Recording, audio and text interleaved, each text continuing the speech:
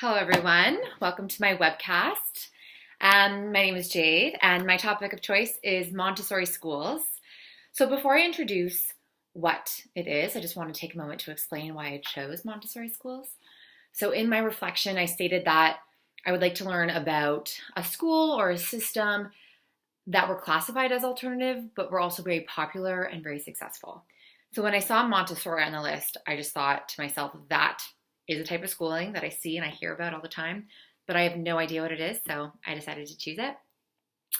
So as an introduction, what does Montessori mean? So as a quick intro, Montessori is a method of education that's based on self-directed activity, hands-on learning, and collaborative play. In Montessori classrooms, children make creative choices in their learning, while the highly trained teacher offers age-appropriate activities to guide the process. Children work in groups and individually to discover and explore knowledge of the world and to develop their maximum potential. So let's talk about the background and how Montessori came to be. So the name Montessori is a last name of Maria Montessori, who is the founder of the Montessori method of education. She was an Italian physician, educator, idealist, feminist, and innovator, acclaimed for her educational method that builds on the way children naturally learn. So just for reference, Maria was born in 1870 and passed in 1952. A bit of history on her because I think it's important. So growing up, she was an excellent student. She was really confident and ambitious and didn't really like gender stereotypes, and she didn't let them get in her way. So at the age of 13, she applied to an all-boys school for engineering, which was super unheard of. She got in, but after a few years, she decided she wanted to become a doctor. Also very taboo back then. She applied to the University of Rome. She was rejected. So she took additional courses and with great effort was accepted. And it really opened the door for the future of women in the field. So seriously, talk about feminism in a time where education and women and women working was super taboo, quite frankly, and looked down upon. When she graduated from med school, she was among Italy's first female physicians. In Maria's medical practice, she focused on psychiatry, but developed an interest in education, attending classes on pedagogy and immersing herself in educational theory. She then started teaching children with intellectual and developmental disabilities.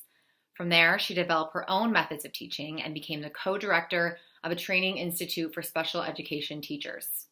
Here, she approached the methods scientifically and conducted research via observation and experimenting. At the end, the children made unexpected gains, and the program was proclaimed a huge success. So her next project was a little bit bigger. She opened a child care center in a poor inner city district in Italy. The children were unruly at first, but soon showed interest in puzzles, learning how to prepare meals, and using materials for math equations all on their own. So Maria simply observed how they absorbed knowledge from their surroundings and how they essentially taught themselves. So she opened her first Montessori school, Casa dei Bambini, or Children's House, in Rome in January of 1907. She traveled the world. She wrote extensively on her approach to education, attracting many devotees, and there are now more than 22,000 Montessori schools in at least 110 countries worldwide. So a couple of defining values and key ideas from her work. There are three main ones, and I've decided to take quotes that summarize each of these values. And all the quotes are translated from Italian to English. So key idea number one is the role of the teacher. And this is from her book, The Absorbent Mind. And so we discovered that education is not something which the teacher does, but that it is a natural process which develops spontaneously in the human being. It is not acquired by listening to words in virtue of experiences in which the child acts in his environment. The teacher's task is not to talk, but to prepare and arrange a series of motives for cultural activity in a special environment made for the child. So that's the role of the teacher. The second one, the child and learning. This is a quote from Childhood to Adolescence. A child in his earliest years, when he is only 2 or a little more, is capable of tremendous achievements, simply through his unconscious power of absorption, through he is in himself still immobile. After the age of 3, he's able to acquire a great number of concepts through his own efforts in exploring his surroundings. In this period, he lays hold of things through his own activity and assimilates them into his mind. And number 3, education and social change. In education, this is from the book Education in Peace. An education capable of saving humanity is no small undertaking. It involves the spiritual development of man, the enhancement of his value as an individual, and the preparation of young people to times in which they live. So to summarize, the goal of Montessori education is to foster a child's inclination to learn. Montessori teachers guide rather than instruct, linking each student with activities that meet his or her interests, needs, and developmental level.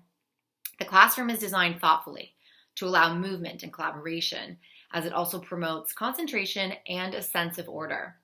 The approach values the human spirit and the development of the whole child, physical, social, emotional, and cognitive.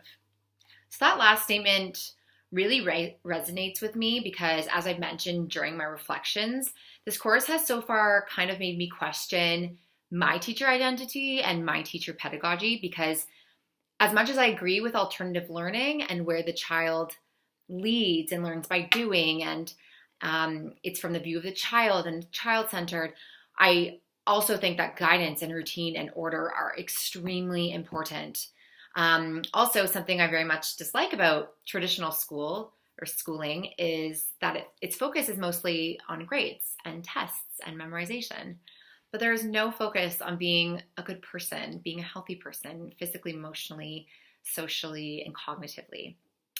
And the Montessori method very much values and encourages that. So I'm really fascinated with this method, and I hope that it sparked your attention too. That being said, this concludes the video, and I hope you all learned something today about the Montessori schools and the Montessori method. If you are looking for information where I got this info, I will link all of my references below.